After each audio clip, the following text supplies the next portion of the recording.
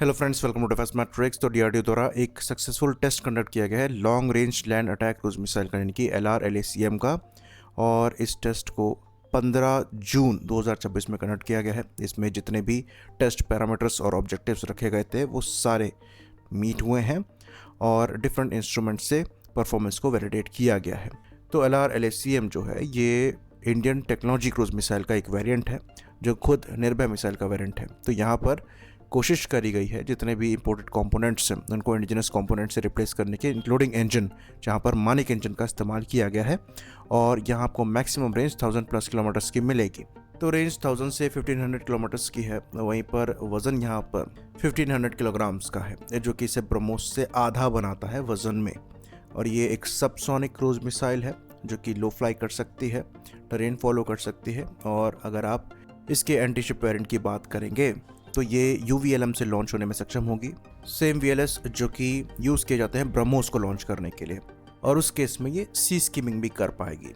तो यहाँ पर जो टेस्ट किया गया है इसमें आप देख सकते हैं कैनिस्टराइज्ड लॉन्चर से इसको लॉन्च किया गया है। तो similar configuration anti ship variant की भी होगी जहाँ पर ये UVLM से लॉन्च होगी। तो प्रैक्टिकली मिसाइल ऑलमोस्ट तैयार है।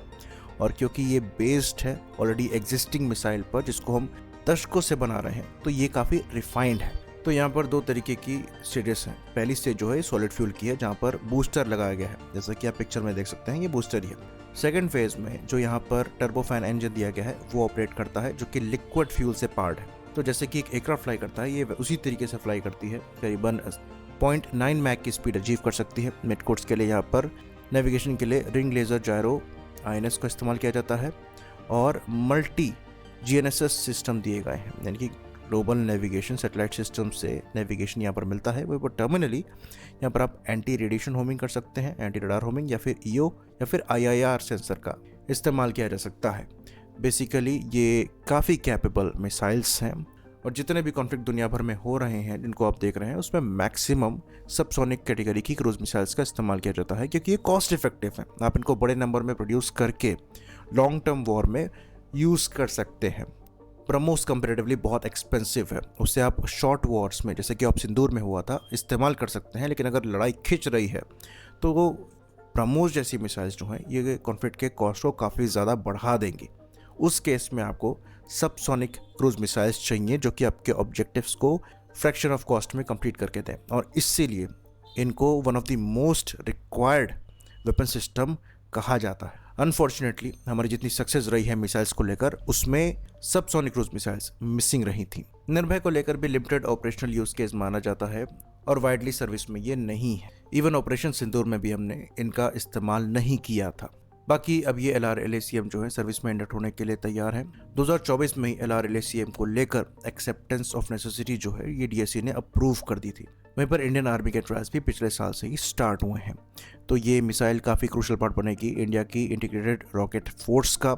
और इन मिसाइल्स को लेकर जो एक्सपोर्ट पोटेंशियल है वो भी काफ़ी अच्छा है, क्योंकि ये 100% इंडियन मेड है। तो कुछ रिपोर्ट्स सजेस्ट कर रही थी कि जो हेलेनिक आर्म्ड फोर्सेस हैं, यानी कि ग्रीक मिलिट्री है, उनके द्वारा इन वेपन सिस्टम्स में काफ़ी ज़्यादा इंटरेस्ट शोकेस किया जा रहा है। तो इन वेपन सिस्टम के एक्सपोर्ट पोटेंशियल भी अच्छे हैं, बस डोमेस्टिक रिक्वायरमेंट इनसे ज़्यादा है।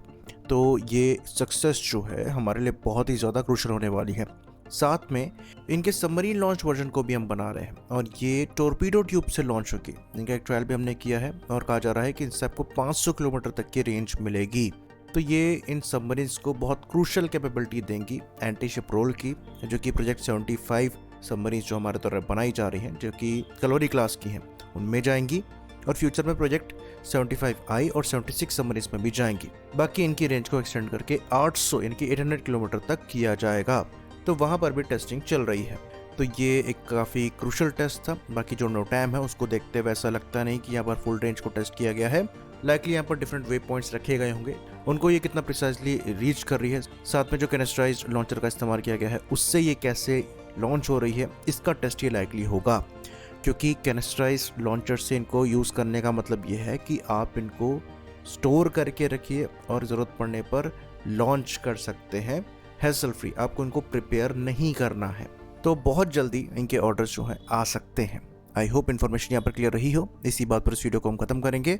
लाइक करिए, सब्सक्राइब करिए। जय हिंद।